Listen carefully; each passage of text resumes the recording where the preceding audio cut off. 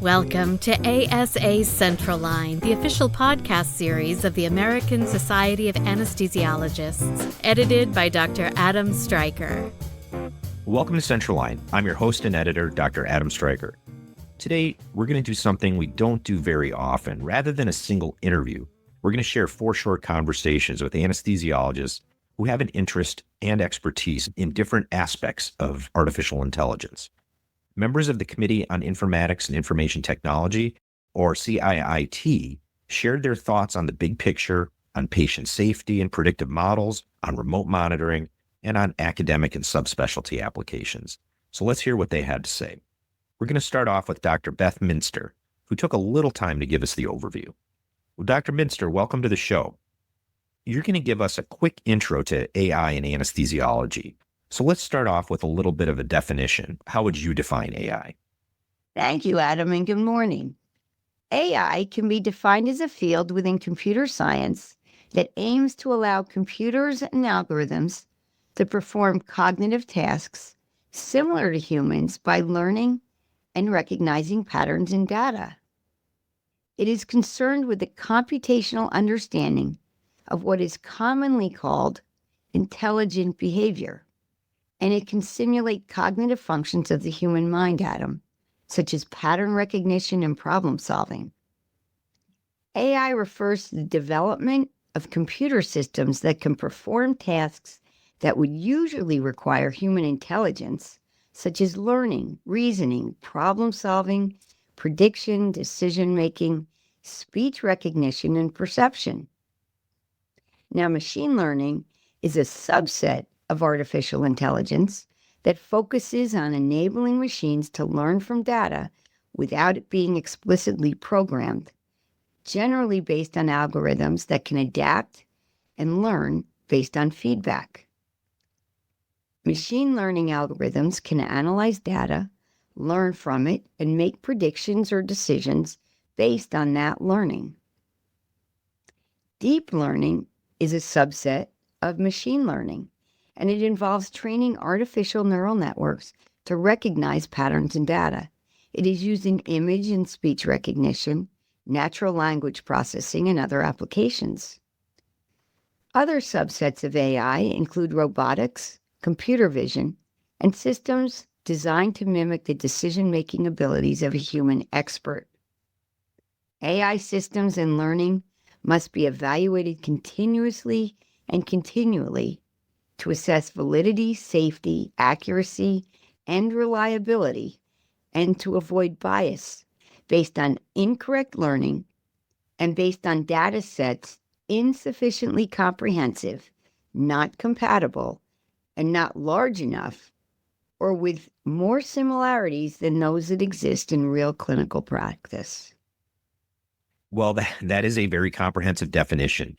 Thanks for that. And as you know, people have very strong feelings about AI.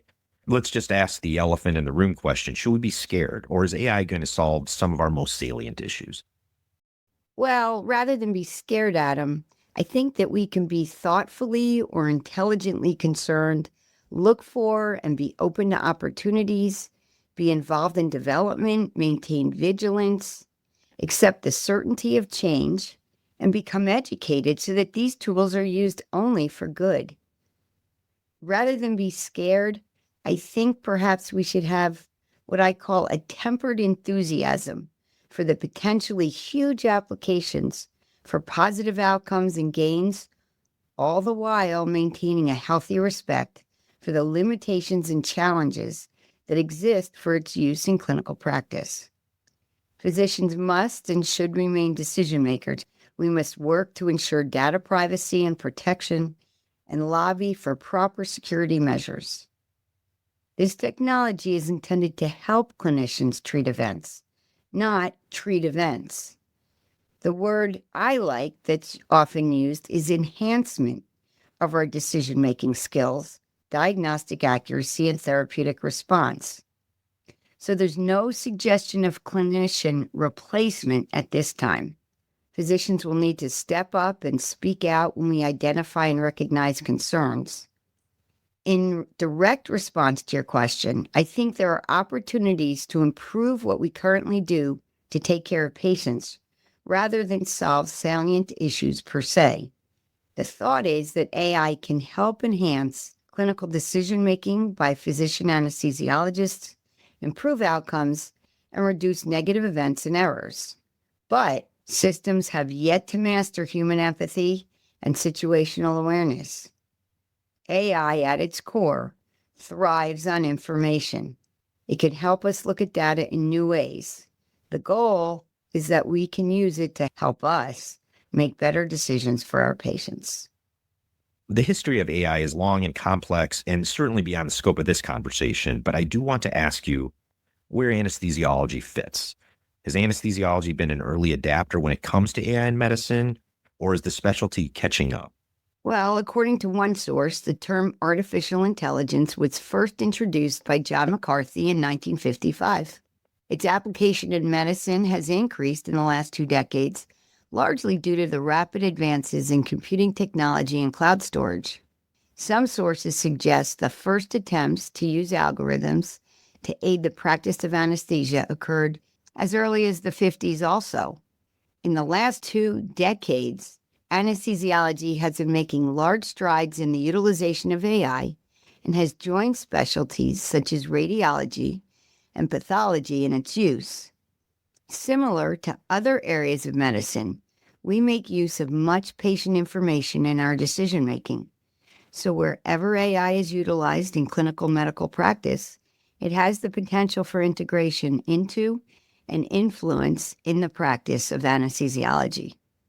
A challenge to be met for successful clinical integration is to help anesthesiologists understand the mechanism by which a prediction is performed by the AI algorithm. In other words, to limit the, quote, black box, unquote, nature of the algorithms. The models need to provide adequate insight into the reason a recommendation is given in a specific clinical situation, as understanding the mechanism is critical in our anesthesia practice. Consequences of incorrect prediction can be serious. That's an excellent point. So where exactly are we right now? How is AI technology currently being used, broadly speaking, in the anesthesia space? And is there a difference in use as it relates to the field of anesthesiology versus individual physicians? Well, broadly speaking, Adam, AI methods can be applied in screening, diagnostic, and therapeutic techniques. AI technology can be grouped into areas of application involving depth of anesthesia monitoring, image and visually guided techniques, prediction of the risks of events during and after anesthesia, and control of anesthesia, such as drug administration. To your last question, Adam, is there a difference in use? Yes. AI can collect and process data more quickly than we as humans, but it requires humans to interpret and act on those data. AI-driven systems in anesthesiology will need human context and interpretation. In other words, AI is simply a tool. Though rapidly developing, it still demands individual physician interpretation and action for proper and safe use and for continued development. Well, another great explanation. Dr. Minzter, thanks so much for all your time. You're welcome. Well, because patient safety is at the heart of everything we do, we spoke with Dr. Vesela Kovacheva about how AI is being used for patient safety and also how it's being used with predictive models. Dr. Kovacheva, where is AI having the greatest impact on patient safety? I think there is a lot of opportunities with this new technology to be integrated into the workflow of the anesthesiologist. And so if we can think about our daily work as kind of separated into 3 main stages. So for example, the preoperative evaluation, then intraoperative maintenance, and then planning for postoperative recovery, we can integrate different AI technologies throughout the patient's perioperative journey. So for example, when we think about preoperative optimization, we can harness all patient information coming from their electronic health records, from their different preoperative tests, their medical history, the vital signs, and then ensure that all of this information gets integrated into the decision-making progress, and develop different algorithms which can help us risk stratify the patients and potentially target those at high risk for complications, where actually planning, intervening, or even considering different approaches will make a difference for their recovery. And so in this way, when the patient presents for their surgery, they are fully optimized as best as possible conditions so that they can have the best possible outcome. And then considering the intraoperative course, we can use different technologies that can basically be a second pair of eyes that can continuously monitor and potentially integrate all this information from vital signs, from intraoperative changes in the patient's condition, or potentially new labs that we're drawing, and kind of, again, support our decision to achieve the best, most steady, most appropriate for the patient intraoperative maintenance. And then going into postoperative recovery, we can use all patient information, their preoperative as well as intraoperative course, to design the best postoperative intervention. For example, optimize patients' opioid or pain management control, optimize their fluid intake so that, again, we achieve fast recovery, minimize complications to ensure their safety and fast recovery. Well, let's talk about predictive models. One challenge for the field is access to high quality data. What are the challenges with that? And also, what are the opportunities? Yeah, that's a great question. This field is rapidly growing, and as anesthesiologists, we are surrounded by data throughout our daily life, starting from the electronic health records, which contain a lot of structured data, as well as unstructured data that is from text, coming from different notes or from records, from perioperative tests. In addition to that, we also have vital sign data, which is time series data, and different waveform data. So sometimes we use imaging like POCUS or transesophageal echo. So all of these data modalities can actually be harnessed, and significant amount of this information can be used to create better, more predictive models. Well, I know bias is a significant concern when it comes to data, especially as it pertains to artificial intelligence. What kinds of bias should we be thinking about? And how can we detect and address those biases so that we as physicians can act responsibly? Yeah, bias has been a topic that has been widely researched recently, and we have a lot of information about the opportunities and actually the disadvantages of some of the artificial intelligence algorithms. And bias is one of the main concerns as we're adopting this technology.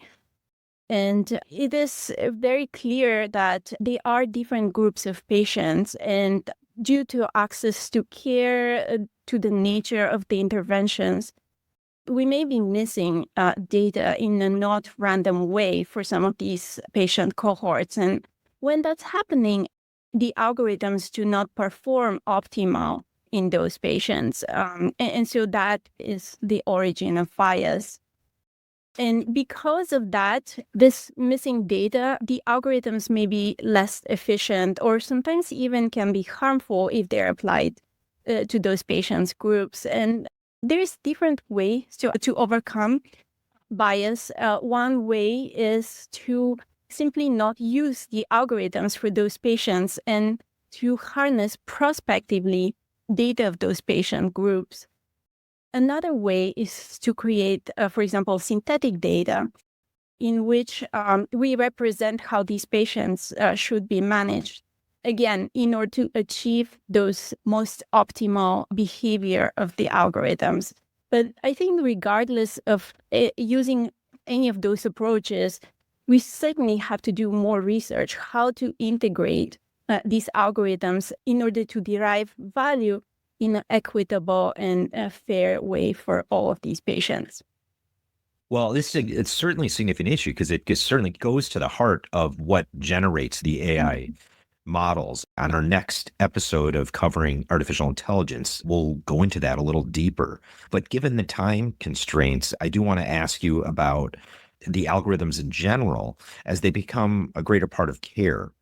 How important is it for us to understand how they're integrated and how to use them? And maybe, if you don't mind, give our listeners a few tips, if you have any, on how to stay on top of all this evolution. Yeah, I agree with you. That has been a lot of publications in the field. And I think as anesthesiologists, it is important for us to stay up to date on this new technology that is arriving to our operating room. Maybe the best approach for each of us is to follow the literature and to understand what are the advantages and the limitation of this technology. And I think that we can consider AI just as any other technology that comes into our daily practice. It is new, it requires more research, and it certainly needs to be used with caution. But at the same time, if it is used well, it can provide significant benefits for our patients. So I think that just as we are considering a new device or new medications, we have to think about it as what are the advantages, what are the indications when we should use it, and also when we should not use it. And knowing those limitations would allow us to, again, personalize the care of our patients so that the groups for which it will be beneficial get the algorithms that are most appropriate for their care. And this allows us to take the best decisions for them. And then hopefully, as anesthesiologists, we can participate in different quality improvement initiatives for the research, or sometimes just share with colleagues our experience so that we can harness in this technology in such a way that it will be beneficial both for us and our patients and lead to better safety and better outcomes. Well, Dr. Kovacheva, thank you very much for all the time and your insight and expertise. We'll look forward to delving into this a little more. Thank you so much. Next, to learn about AI and remote monitoring, we turn to Dr. Kent Berg. Dr. Berg, can you give us a quick primer on AI and remote patient monitoring? For instance, how is it being used in and beyond the hospital, and where is it making the greatest impact? Thanks, Dr. Stryker, for having me here today. First, let me offer a brief definition. Remote patient monitoring, first of all, is a type of telehealth in which healthcare providers monitor patients outside the traditional care setting using digital or internet-connected medical devices such as weight scales, blood pressure monitors, pulse oximeters, blood glucose monitors, and wearables. These devices then electronically transmit that data to healthcare surveillance applications or directly to providers. And these workflows can then generate automated feedback or alerts for out-of-range values. So clearly, RPM has undergone substantial evolution in the last 10 to 15 years, but most notably, telemedicine and wearables and RPM technologies became really significantly more popular during the worldwide COVID-19 pandemic between 2020 and 2022. And now machine learning and AI algorithms are being deployed as part of these RPM technologies to enhance optimization and surveillance efforts before surgery, during a patient's hospitalization, and even after they return to their own home. And I'll add that there are a growing number of articles on machine learning and AI in anesthesiology, but one of the best articles out there is by Max Feinstein called Remote Monitoring and Artificial Intelligence, Outlook for 2050. It was published in ANA in 2023, and a key point in this article is that future iterations of systems based on AI will not replace the anesthesiologist, but rather free them to focus on more cognitively intense tasks. Well, interesting. We all tend to think of physicians being able to interpret data and draw conclusions about a patient. Give an example of how it would free up a clinician to focus on a more cognitive task. Sure. For example, an AI-based monitoring algorithm might alert an anesthesiology of a predicted cardiac event. And the anesthesia provider will put this alert in the context of the patient, of the space they're in, of the stage of the surgery they're in. And then that anesthesiologist may decide to intervene or not. The AI enhanced algorithm is a tool, but it's not the decision-making performer, if you will. And another example is that the same could be applied to a pre-hospital or post-discharge settings. For more complex patients in the OR, for example, there's this device called the Edwards Hypotension Prediction Index, which is already available today, and it is used to predict when a patient is likely to have a significantly low blood pressure, even before it happens in the operating room. Well, let's turn to the marketing aspect. Talk a little bit about what the market overview looks like when it comes to these specific tools. Yeah, so this is a really exciting piece of this conversation. Frankly, with the onset of COVID and the aftermath of it, the global remote patient monitoring market is expanding just in a crazy fashion. According to some 2023 research, the global RPM market was valued at $4.4 billion at the end of 2022. That's almost 3 years ago now. And estimating a compound annual growth rate of 18.5% that was reported in this study, this group expects the worldwide RPM market to be worth $16.9 billion in 2030. And, an important piece of this also is that they predicted that more than 70 to 80 million U.S. citizens will be using some form of remote monitoring by the end of 2025, which is now this year, right? And considering that the management of chronic diseases represents 90% of the U.S. healthcare costs, remote patient monitoring offers substantial potential to improve lives by identifying early warnings and track progress of adherence to patient-specific medical plans. Well, obviously, there are concerns with any new technology. Let's go through a few of them when it comes to remote patient monitoring, if you don't mind. Sure. And I agree with you. Although the promise of AI-enhanced RPM is tremendous, there are several issues that need to be understood or discussed. And specific to the practice of anesthesiology and our care team model, that's something that's been in the headlines a lot lately. AI-enhanced remote patient monitoring systems in the perioperative setting may enable different types of care team models. One is an example of an anesthesia control tower model of supervision, where an anesthesia provider does not need to be physically present in the room for minor procedures, but may still have supervisory capabilities from a remote location like a control tower. And under today's billing regulations, anesthesia providers are not able to bill for remote anesthesia monitoring. So those laws would have to be changed in a major way in order to be accepted in the U.S. healthcare market. Now, from a legal perspective, that's a whole nother can of worms. If an AI algorithm makes a mistake, like it does not predict an adverse event, or if it falsely predicts an event which ended in an unnecessary intervention, is the provider or the AI remote patient monitor company liable for this error, right? This is an example where the technology has already outpaced the litigation laws in the field of medicine. And regarding the technology, what if the patient misuses the RPM device and has a bad outcome with or without AI? What are the standards for educating the patient and maintenance of the monitor and the associated hardware?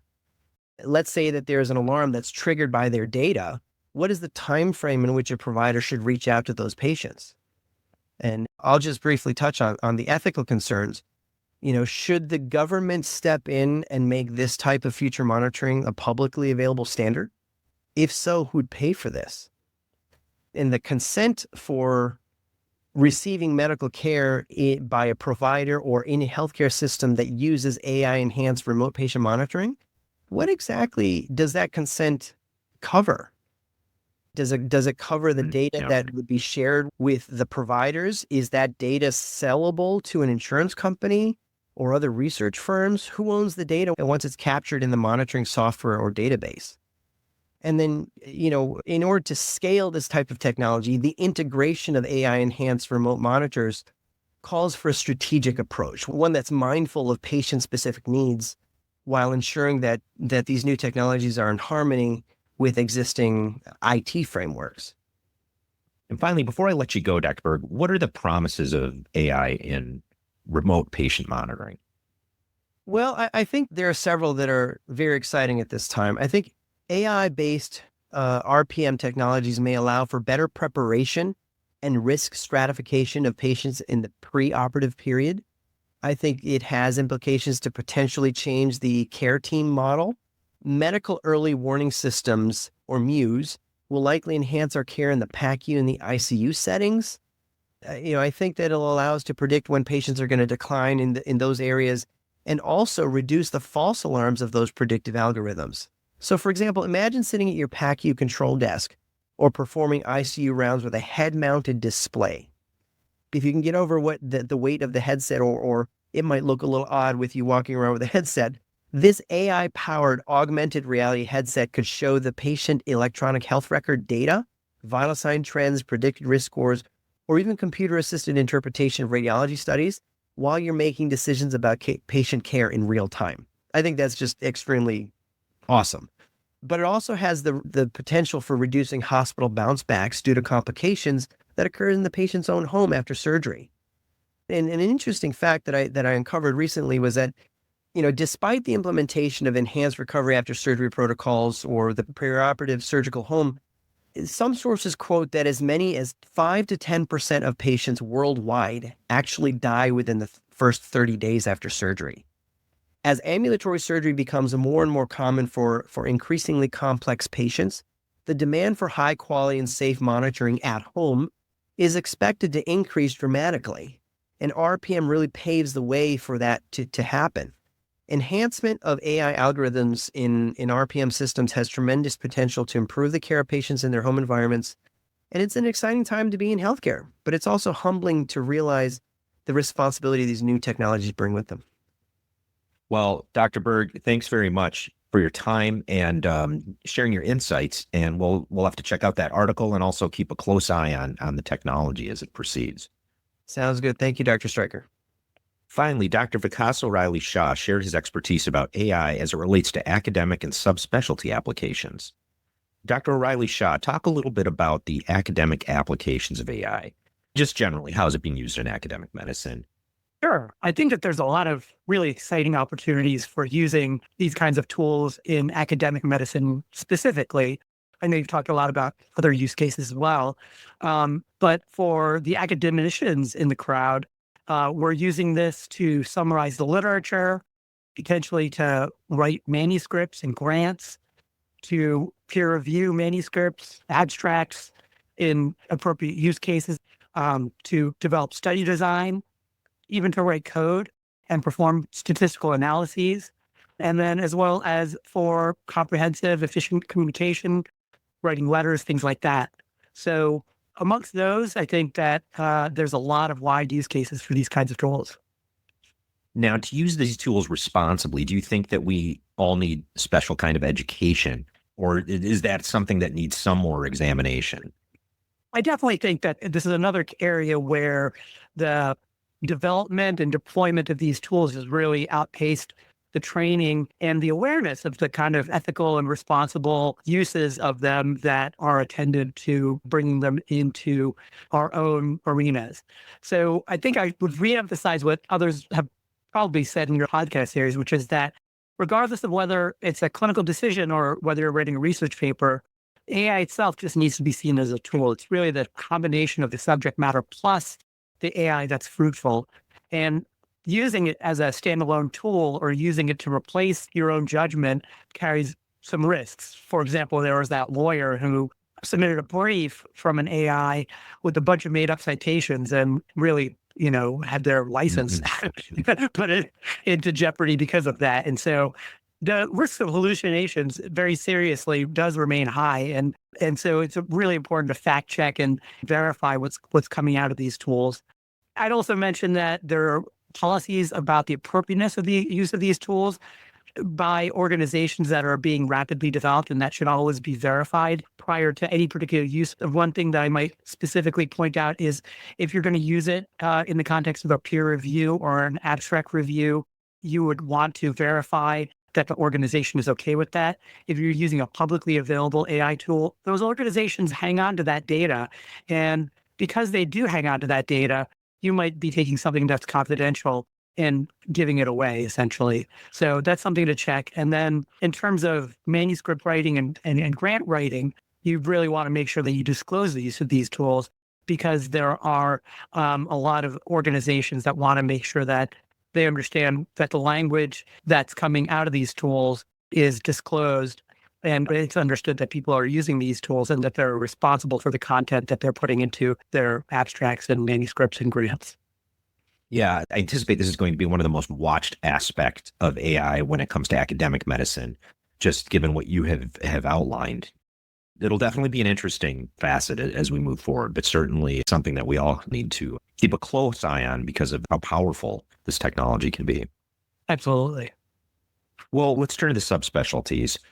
Let's talk about the difference in applications between the anesthesiology subspecialties like cardiac versus pediatric, for example, or even how does it apply to, let's say, the performance of regional anesthesia versus general anesthesia? Yeah, absolutely. I think that the use cases are going to vary, of course, depending on the kinds of things that you're doing day to day in your own clinical practice. So a regional anesthesiologist might benefit from the use of these tools with real-time identification of structures on their ultrasound images, needle guidance, optimization of the placement of the block, visualization of, say, the spread of the local anesthetic when it's being injected, things like that. Whereas a cardiac anesthesiologist may use the processing capabilities of AI in very different ways. For example, immediate identification of and calculation of an ejection fraction, or assisting with the cardiac anesthesiologist in obtaining the best view in order to determine the pathology that they're trying to identify. A pediatric anesthesiologist might make use of these tools in terms of things like risk prediction for the patient who presents with an upper respiratory infection, or with summarizing a patient who presents after, say, hundreds of surgeries, which we all have patients that are coming in after voluminous episodes of care. And there are things that obviously can be missed from a patient who has a very, very substantial past medical history. And so we can use the summarization aspects of these tools to great effect in order to help us to identify all of the key and salient elements of the past medical history. And I think that that's something that really any aspect or any specialty and general practitioner of anesthesia can benefit from. Well, it's certainly exciting times when you think about the possibilities of what this technology is capable of. Let's broaden it out just a little bit. What do you see is on the horizon with artificial intelligence? Where do you see all this going? Or is there something specific you'd like to see accomplished in the not too distant future?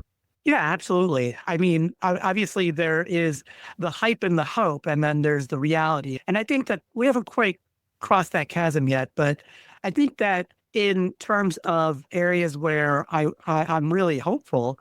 So one is really the crossing the quality chasm identified. That's the Institute of Medicine report, that it takes 17 years for a piece of evidence to become applied in clinical practice. And I really think that AI has the promise of helping to shorten that gap by, one, helping those of us who are looking at the evidence to identify quickly what pieces of evidence are most salient for a specific patient that's in front of us right now, and as well as to help to deploy the tools in that evidence base in the context of just-in-time, real-time information delivery at the bedside. I also think that these tools will help us with the clinical information, connect the pieces in ways that certain kinds of constellations of signs and patterns, and help to suggest interventions. I think that AI tools might help us to more rapidly identify when patients are having increased risks in the moment at a specific moment in time, as well as to translate the voluminous data that we're generating in the context of clinical care into quality and research efforts that can then spur the next generation of improvements to patient care. Well, exciting times indeed. Dr. O'Reilly-Shah, thank you so much for your time and your insight. And it'll be interesting to watch as this unfolds. Thank you, Dr. Stryker. Appreciate it. Well, thanks to all of our listeners for joining us for this special episode of Central Line. This is a large topic, and as this technology unfolds, as we see it more and more in our practices, as issues arise, we will certainly continue to cover it on the podcast and delve into more specific issues as they come up. So thanks again for listening, and please tune in again next time. Get to know your new knowledge assistant, BeaconBot. just for ASA members with a focus on anesthesiology content and information not widely or publicly available. Ask a question today at asahq.org/beaconbot. Subscribe to Central Line today, wherever you get your podcasts, or visit asahq.org/podcasts for more.